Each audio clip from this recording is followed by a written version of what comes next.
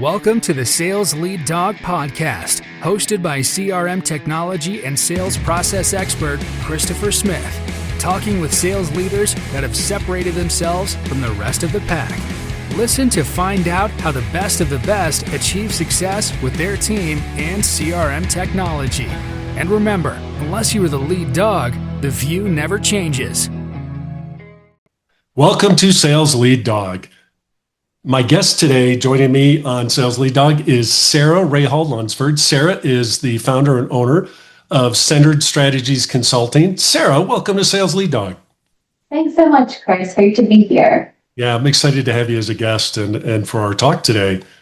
Sarah, tell me a bit about Centered Strategies Consulting. Yeah, so I founded Centered Strategies earlier this year to help companies grow. I've spent more than 20 years selling products and services throughout the country, and I have yet to encounter a company or a team that doesn't struggle with some element of the sales and marketing cycle. And so I created this company to provide tailored consulting, training, coaching, and support to companies of all sizes. We focus on a wide variety of areas, everything from general business development and sales and marketing process development, pursuit capture planning and pre-selling strategies, proposal, marketing materials development, presentations, public speaking skills, and a little bit of mergers and acquisition strategies. Most of my career has been spent in the professional services industry, about the last 18 years. So I work with a lot of engineers, architects, construction managers, planners, technology professionals, people who are really brilliant in their fields, so good at what they do, passionate about what they do, but sometimes they struggle to translate that into sales and communicate that in effective marketing. Yeah, I see that a lot with our customers when we engage, especially in professional services where, hey, we're really, really good at delivering this service, at delivering what we do. They really don't understand selling and marketing. It's a big gap. And I think, my perception is that a lot of people think, well, I'm really good at this. They'll just buy from me, right? It doesn't really work right like that. Right. That's absolutely right. And there's that kind of old school mentality that, well, the best way to get your next project is to deliver this one well. And that's true to some extent. Project delivery is really important, but that's not how you grow. That's not how you innovate and stay up with your competitors. Yeah, that's how you plateau and you're chunking along, you're working really hard, but you're not really moving in the direction you want to be moving. So They reach out and they call Sarah. That's right. Yeah. So let's go back to the beginning. How did you get your start in sales? Tell me that story. Yeah, well, like a lot of your guests, this is not something that I envisioned doing when I grew up. I wanted to be a journalist, wanted to travel the world writing articles. But then I fell in love with the communications field when I was a freshman at Butler University in Indianapolis. Then went on to get my master's degree in that field. And then it was time to get a job as I was finishing my thesis. And I thought, well, marketing seems like a good avenue for me. There are a lot of marketing jobs out there. That sounds interesting. Sounds like it could align really well with my communication skills, my writing skills. So I got a job at a small home furnishings manufacturer in Los Angeles. And I loved marketing. I loved really getting into the ins and outs of what we are selling and trying to get press coverage. And I developed the company's first ad campaign. It was so much fun. And then about probably 9 months into that first job out of grad school, the owner of the company said, Sarah, you're doing a great job of marketing, but we would like you to be a little more out front. We would like you to sell. We have a trade show coming up in Vegas. And we need some additional sellers, and we think you'd be great. And I said, no. Like, I'm not a salesperson. Nope. I'm very comfortable being on this side, being behind the scenes. And the owner said something to me that I'll never forget. He said, well, do you know our products? And I said, sure, of course. I know them inside and out. I said, well, and you can talk to people. And I said, yeah, I'm pretty good at talking to people. He said, okay, I want you to go to this trade show. I want you to talk to people. Find out what they're looking for and match what we offer to their needs. That's it. And that really simple framing just kind of clicked for me. And I went to the trade show, had a really successful time, and I've been in sales ever since. So that's really what did it for me. I love how he boiled that down to the bare essence, because that is it. Yeah. Find out what they need, and then do we have a match to solve that, request or issue or problem that they're having. Exactly. And I still, in my career now, working with a lot of technical professionals that kind of think of sales as a 4-letter word, we try to break it down that way also. Like, listen, this is really about serving your clients. It's taking all the great things that you're doing, understanding how to best serve your clients and putting those together. That's it. Yeah. Yeah. So your last role, you were Senior VP of Business Development. So you really had a lot of success in your career. What do you think really drove that success for you? I think there are a few things. I've always been someone who pushes to find improvements. I like kind of looking at how things are going, figuring out what went well, and most importantly, what could be better. So any role I've ever had, I saw the challenges that we were having with marketing or sales or whatever, and tried to come forward with solutions to make that better for everyone, not just myself. Working with a lot of technical professionals, they have a lot of responsibilities. They're, designing huge projects or leading big teams or responsible for top and bottom line of regions or whatever. And so it's really important to make it be palatable to them and easier for them so that we're being successful, but also just making them buy into the process along the way. So I think that's been a big driver for how I've been able to advance in my career. Yeah, no, that's awesome. So you now have your own business. You had a great thing going.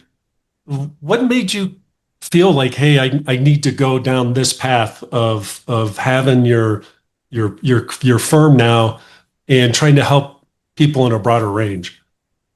Yeah, so I had a wonderful career. My last company, I was with them for almost 18 years. Just wonderful people. Got to have a lot of roles starting on a statewide level and then regionally and nationally.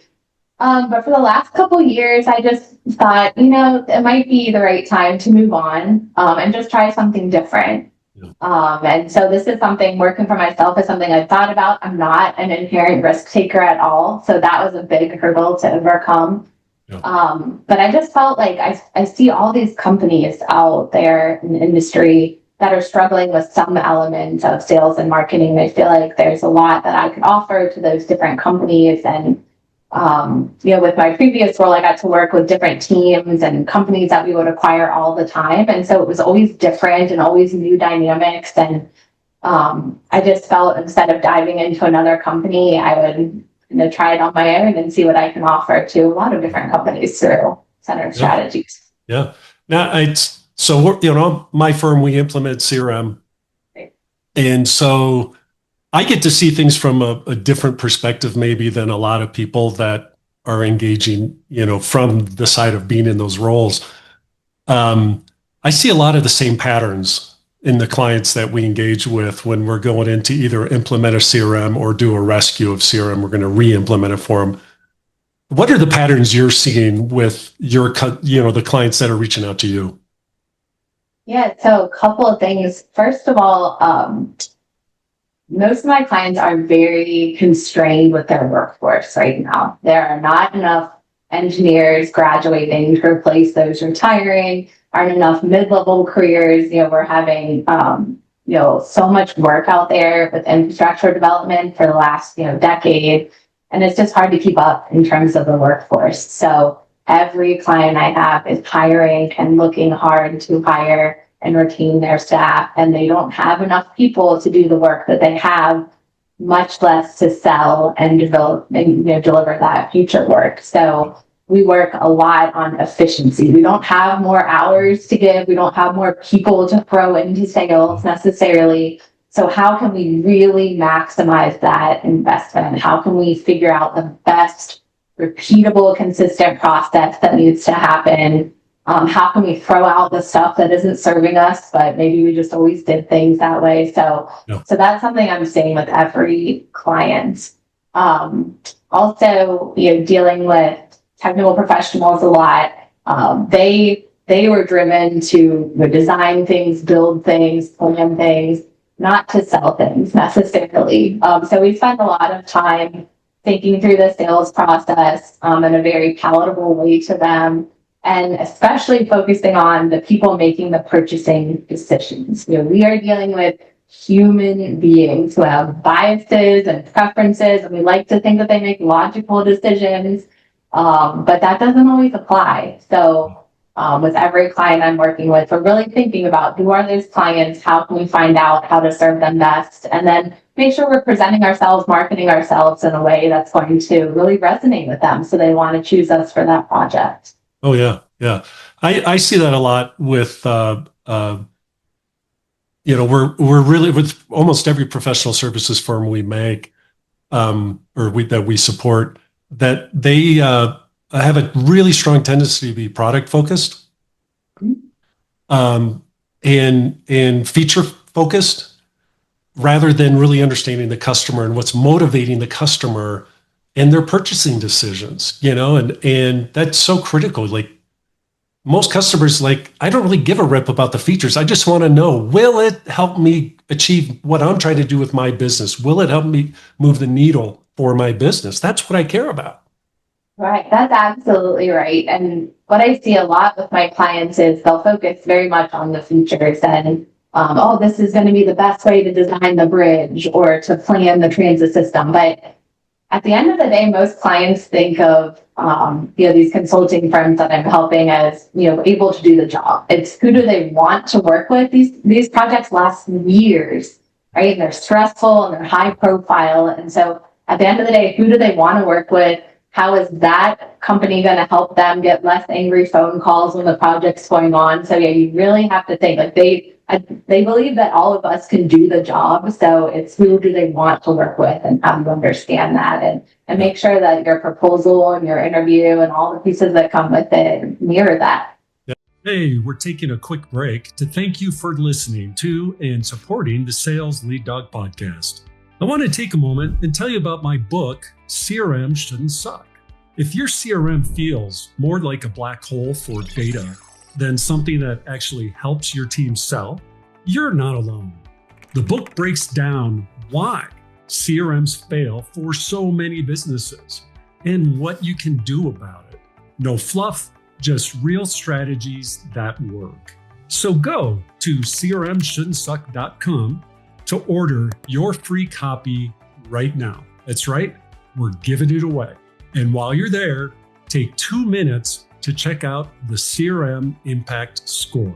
It's a quick diagnostic that shows you how your CRM is really performing, where it's helping you and where it's hurting you. You'll get a personalized report with clear, actionable next steps you can start right away to maximize your CRM investment. We've also got blogs, videos, and a bunch of other resources to help you finally get the results you were promised when you bought your CRM. And if you're watching on YouTube, hit that like button and make sure to subscribe so you don't miss any future episodes of Sales Lead Dog. Okay, let's get back to this episode of the Sales Lead Dog podcast. Yeah, I think there's a general a misunderstanding as well. In a lot of industries, they don't understand that they're a commodity in the eyes of the customer, and they really need to find a way to stand out in a whole lot of white noise in the marketplace. How do you help your customers stand out and create that separation from the competition? Yeah, great question. So again, it starts with that client understanding. So really thinking about the humans who are making those decisions, trying to get in touch with them, have direct conversations where we have. So it all starts from that client understanding.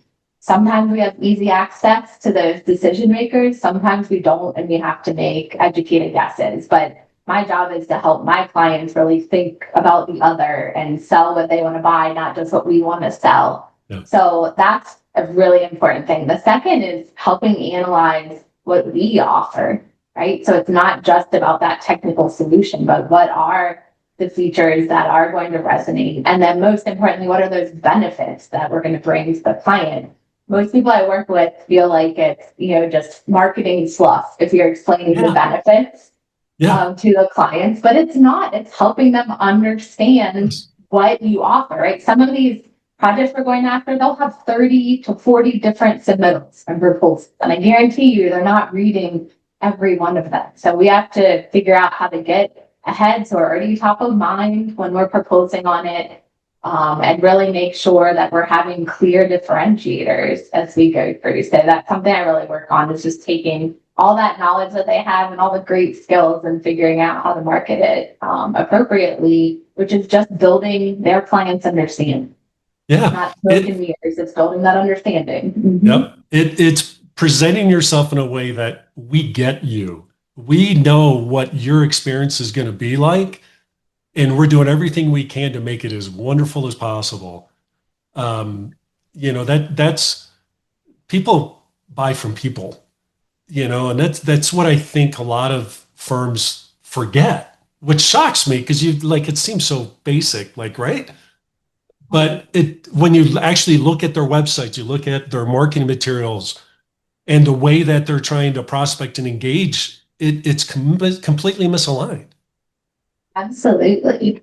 Absolutely. I just finished up a job helping a team with a shortlist interview. So sometimes clients will review your proposals, they'll get it down to the top 3 firms, and they'll have you come in and give a presentation or an interview. Yeah. So it's helping this big team down in Louisville. Huge infrastructure project, brought in people from all over the country.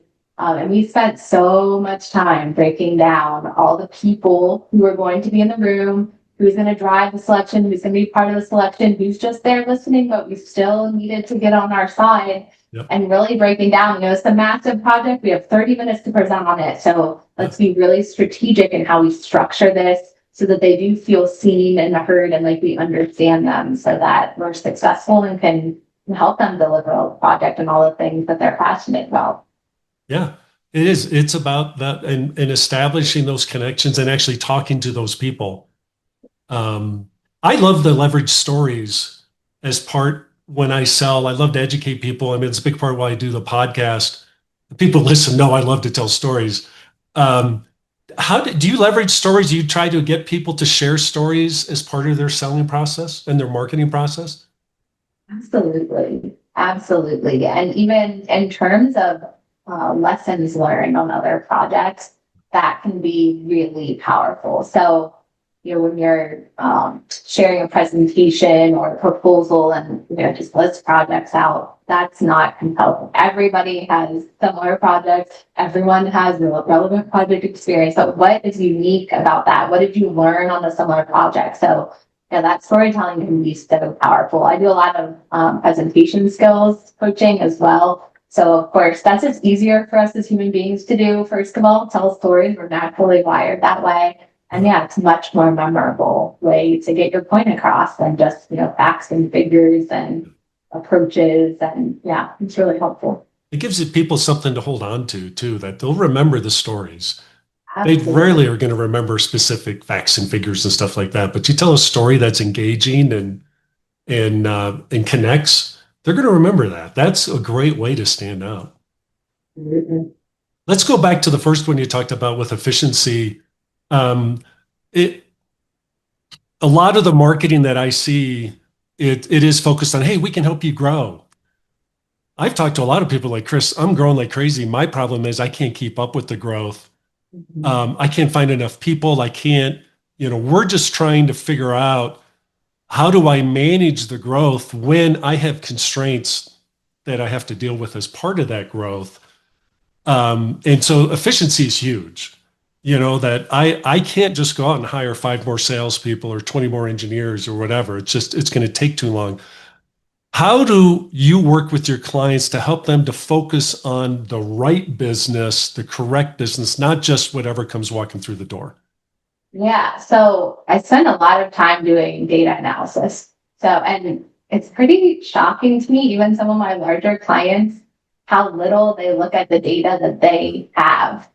So for one client I have right now, I did a really in-depth win analysis and competitive analysis. I looked at everything that they'd pursued over the last few years, broke down their hit rate, their win rate, looked for trends and when they were winning and losing, the clients that weren't serving them, the clients that were getting a greater return. And I've done this for many clients before, and it's always news to them, because they just get so busy in other things, or they're not quite sure what to do with that data that they're collecting. So I spend a lot of time really looking at what are the trends that each company is different. So what, unique trends do they see? And then I show them their results and we talk about, ways that what is this telling them? What is this telling me as an industry professional? And then we kind of build some strategies from that, but it always starts with their own information. And it's interesting. I have small clients that, just keep track of things in Excel spreadsheets to larger clients that have pretty sophisticated CRM systems. But the process is the same, really understand that data and what to do with it. It really is. And the big gap that I see, and I'm wondering if it's the same thing for you, is they've got blinders on. They're focused on what's in front of them and they're not noticing the trends. They're not doing that stuff. And so they're not thinking about the end in, they're not beginning with the end in mind. They're just trying to deal with with what they've got. Do you think it's a problem with them just being so, having the blinders on, or do you think it's the technology making it hard to do that?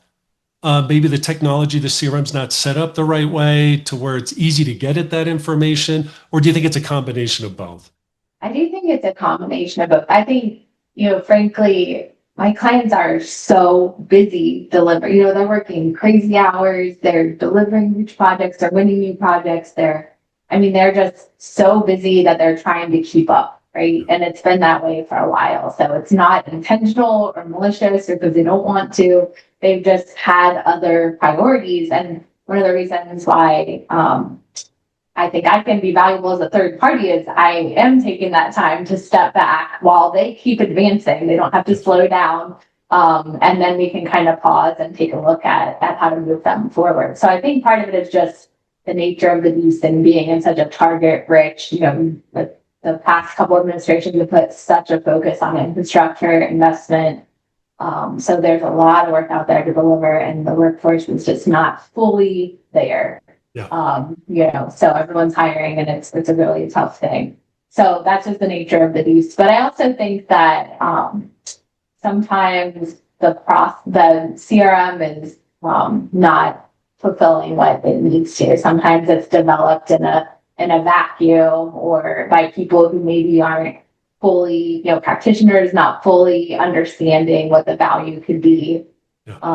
Sometimes there's not enough information in the system. Sometimes there's so much that it's just impossible to keep up with, so you get garbage out of it. So I do think that there's just kind of a myriad of different reasons why that data isn't regularly viewed and analyzed.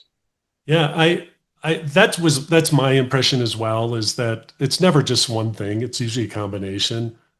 And one thing I also see is when a company's in that situation, they have a tendency to sink into the status quo of, hey, we're just trying to survive. We don't really have the time to invest in optimization, in streamlining, even though it's definitely going to help them. They usually take some kind of external pressure to get them to reach out to someone like you or to me and say, we need help. We need to make this better. Is that what you're seeing as well, or what are your thoughts around that? Yeah, absolutely. And I think I've seen these corporate initiatives pushed through a lot, where somebody says, well, we've got to keep track of all these things, but there isn't that buy-in from the people who are inputting the information. I know with my previous company, I took over CRM strategy for about that time for about 1,000 people or so.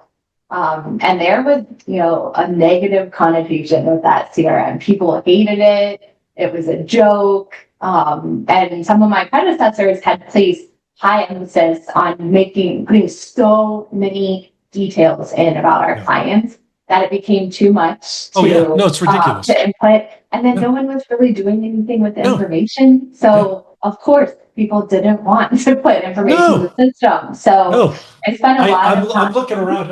I'll be right back. I'm looking around my office. I normally have a copy of my book. That's why I wrote the book. CRM should suck. It's I see that stuff all the time. I mean, I can tell you horror stories of CRMs that we've come in and done rescues on. We had the worst, one of the worst we saw, they had 300 fields on their opportunity. Oh yeah. And it was actually I higher believe than that. it. I forget the exact number, but it was Yeah, over 300 fields. Who in the heck is going to input even a fraction of that? It's insane. And everyone's exactly. got a brilliant idea. Oh, we need this other field. We need this field. And Right. it's absolutely, all you're doing is crushing the users when you do crazy stuff like that. So how do you Right. address that when you begin, or how do you recommend people begin addressing like, I know I need to do this. Where do I start? Yeah, I think you have to make sure your system's working for you and not the other way around, as Yeah. simple as that sounds. So it's always looking at what do I really need? Like, what's the stripped down lowest version of what I need to understand? Yeah. Like the simplest things. So in my industry, often that's, what opportunities are coming out? Who's the client going to be? When's it coming out? How large is it, right? Like if you can keep those four things accurate in your opportunity pipeline, Yeah. you're doing a good job. Yeah. So really focusing on the essential things, and then why do I need to understand that? What am I going to do? Like how am I going to make that data actionable? That's the biggest thing. Like if you start showing how this data can help you make better decisions, help you understand the past, learn from it so you can do better in the future. That's really the secret sauce of CRM, I think. So it's really understanding what are those key things that you need to understand. And then you mentioned the 300 fields and the opportunity. Yeah. In a previous role, I was the bad guy who, new practice leader would come in and, oh, I want to have check boxes for this. Yeah. And I'm like, I'm sorry, but no, because I've seen that you're probably not going to do anything with that data. And we need to be really vigilant about what we're requiring of our users so that this doesn't become so cumbersome that they just, don't want to do it at all, maybe Yeah. any valuable data.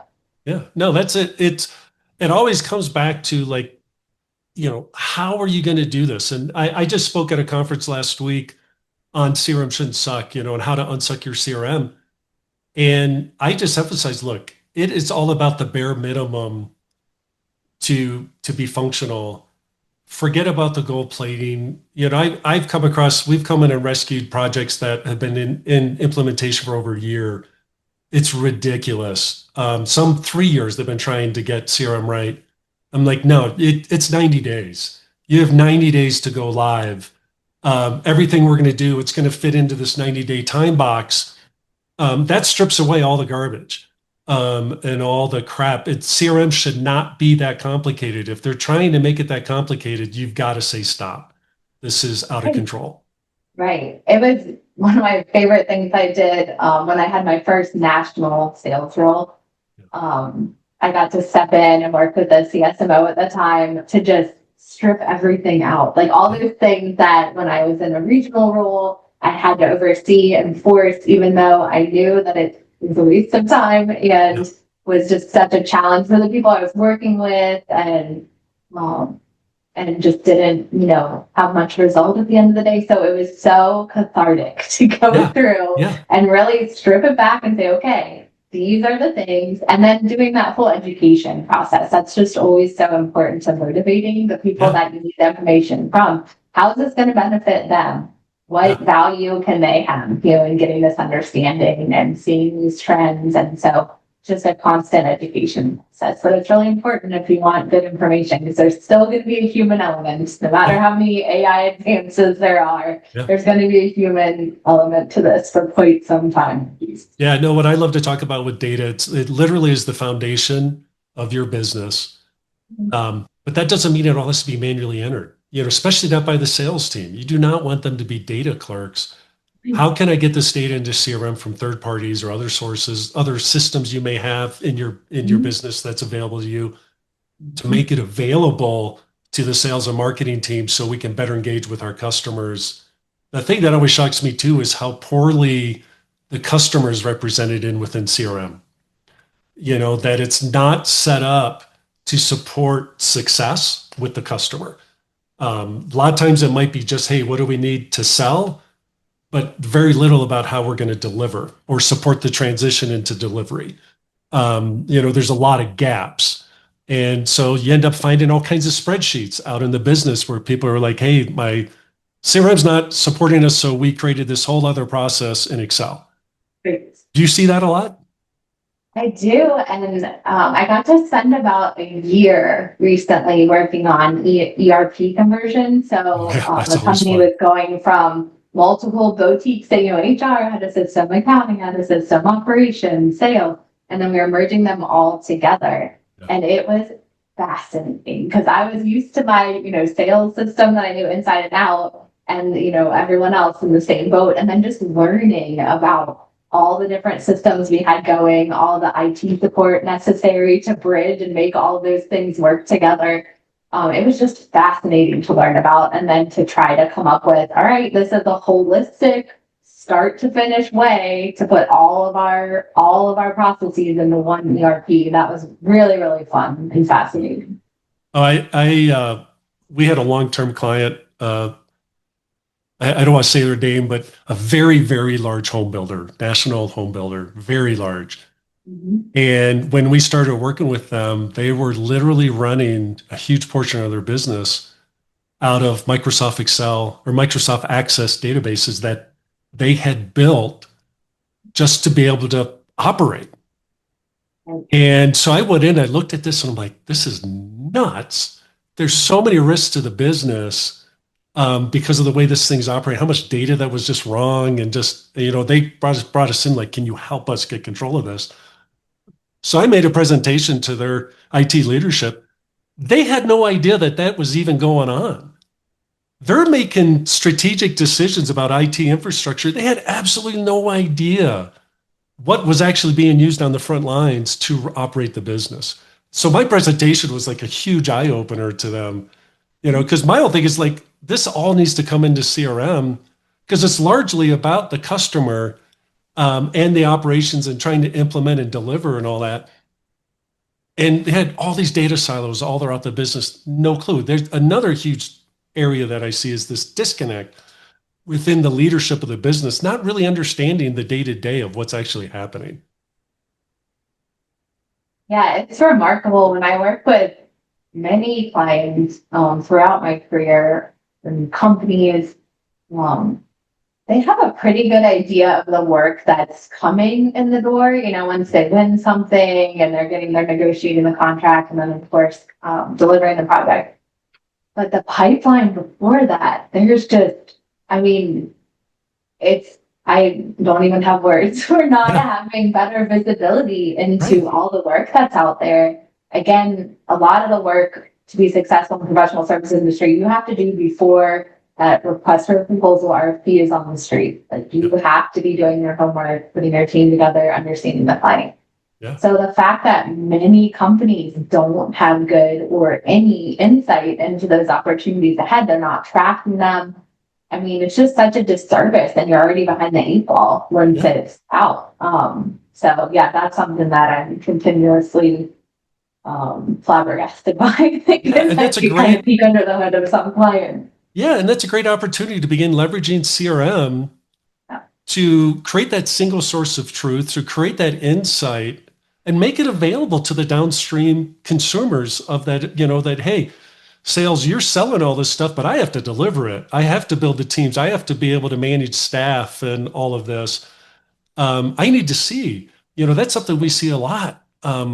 Where they're literally not informing delivery until the deal's just about to close. And then it's just fighting fires, trying like, oh my God, how are we going to do this?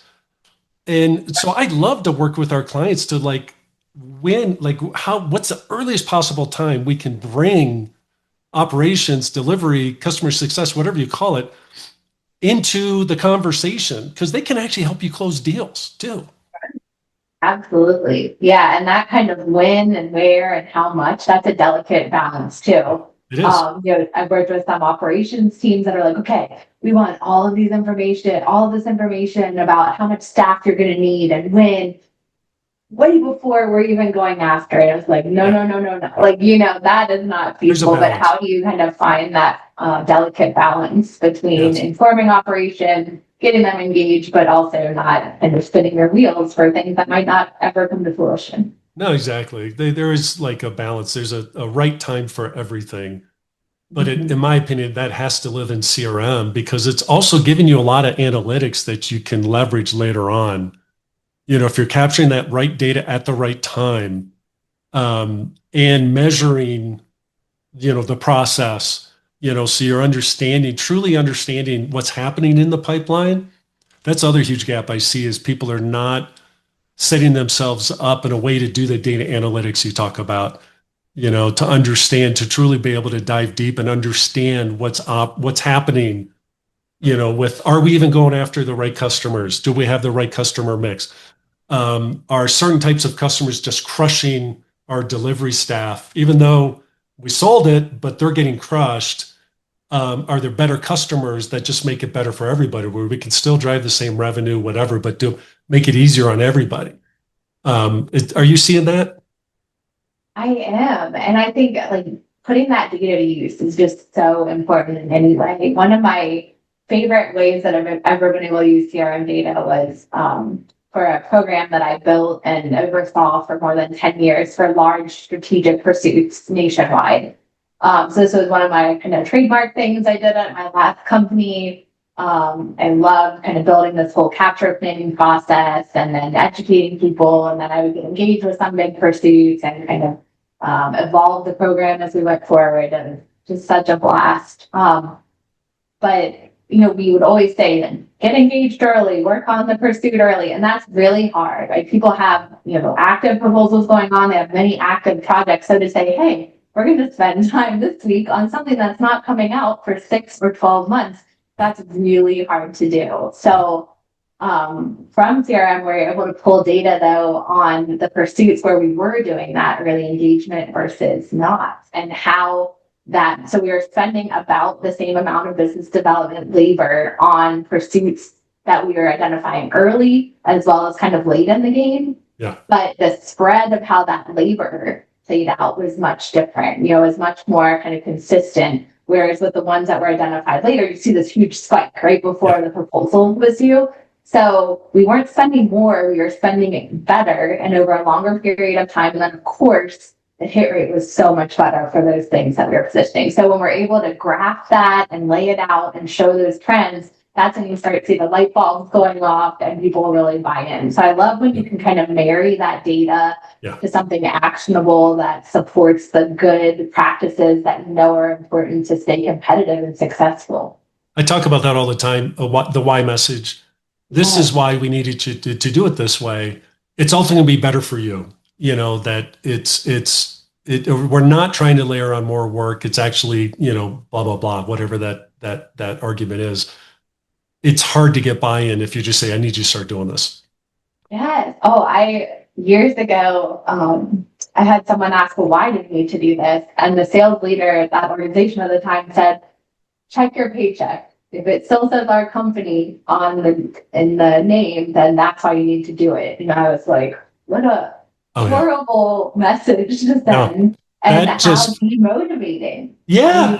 And so, you're not helping your case there. Got to really show them the value and make sure there is value. Yeah, exactly. That's to me, when I hear that, it's like, you don't have a good answer for me. You don't know why I should be doing this. So you're just telling me because I said so. Right. Okay, Dad.